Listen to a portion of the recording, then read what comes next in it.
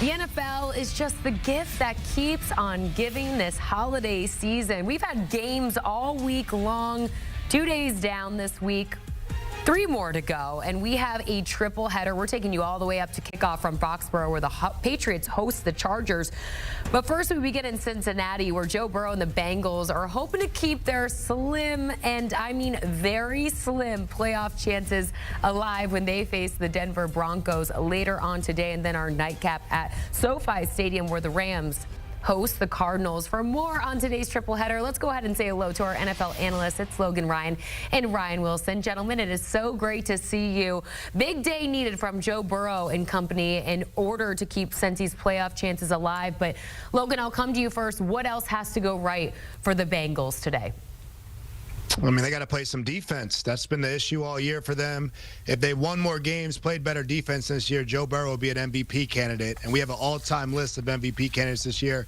I think everybody in the AFC is rooting for the Broncos in this one because nobody wants to see Joe Burrow and the Bengals in the first round. Defense or not, just the thought of what he can do, he can put up points. If your offense doesn't come up to play and match him, the Bengals can beat anybody in the NFL, and they're 0-7 against winning teams. So their defense has not showed up against great teams, but Joe Burrow still put up great stats against those great teams. That's the scary thing about the Bengals. I mean, they need a win to keep their slim hopes alive. The Broncos need a win to get into the playoffs. Like I said, I think everybody is rooting for the Broncos because people do not want to see Joe Burrow and the Bengals in this playoff. They can knock off some heavy hitters.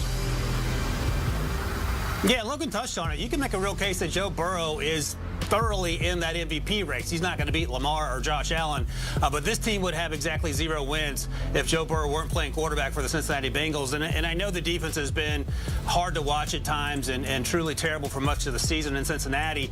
But this is a situation where you might even save your breath and not even ask the defense to do anything differently and just say, Joe, this is on you. You're going to have to drag this team over the finish line.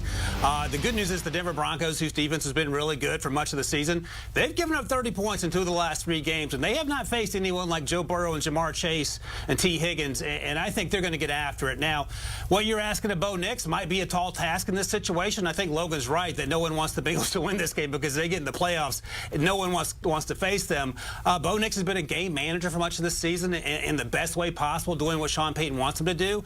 We'll see if this moment is too big for him because Joe Burrow is going to come out slinging, and I would be shocked, absolutely floored, if the Bengals don't hang 30 on this really good defense in Denver, not because Denver's defense isn't very good, but because Joe Burrow knows that's the only way they're going to have a chance to win. As we sit here right now, guys, I think Sportsline gives Cincinnati a 5% chance to make the playoffs.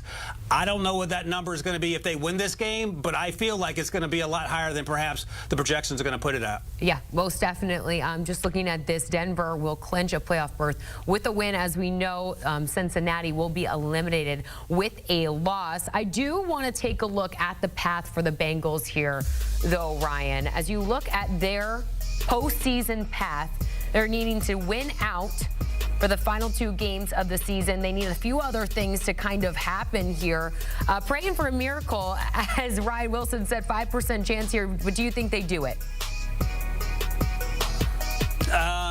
It's just a lot to ask, and I know it's going to be incredibly frustrating if they don't do it because it has so many opportunities. The Broncos could lose out for sure. I don't know what Kansas City's plans are in Week 18 in terms of setting their starters, and the Bengals could certainly beat the Steelers next week. The Steelers are reeling in their own right, but you need a couple other things to go your way, and there's just been so many games over the course of this season that had the ball bounce another way. The Bengals could be above 500 and certainly be in much better position than they currently find themselves. But as Logan noted to start this thing, the defense has been so bad that they haven't helped out in any way, shape, or form whatsoever. And in a lot of ways, we'll talk about this in a second, the Bengals feel like the Rams, except the difference is the Rams defense is playing some ball. And if that Rams defense had been transported to Cincinnati, I think Cincinnati's probably already on the inside of that playoff race. Yeah, I think listen, there's a chance, right? I've seen crazier things in the NFL, and the Chiefs could rest them, right, in Week 18. That's the hard part there. But the Dolphins need a win, but they haven't been consistent. The Colts need a win, and they haven't been consistent either. Like, the New York Jets can beat anybody or lose anybody because of who they got playing quarterback and receiver.